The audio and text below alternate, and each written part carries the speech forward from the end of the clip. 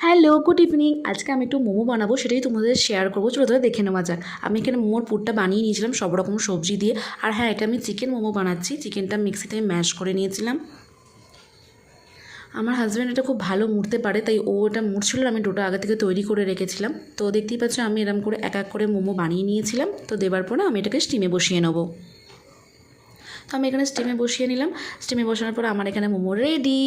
তো দেখতেই পাচ্ছ কতটা গ্লোজি দেখতে লাগছে। আর হ্যাঁ, আমার মোমোটা বানানোর পর আমি এখানে বাটার গায়ে অ্যাপ্লাই করেছিলাম, যাতে আরও গ্লোজি দেখতে লাগে আর খেতেও খুব ভালো লাগে। তাই আমি একটু বাটার অ্যাপ্লাই করেছিলাম। আর চলো এবার আমি খেয়ে নিই। আমি এখানে টমেটো সস দিয়ে আগে প্রথমে খাই, খেতেই কেমন লাগছে। জাস্ট ফাটাফাটি ফাটাফাটি হয়েছে মোমোটা, সত্যি বলছি খুব ভালো হয়েছিল।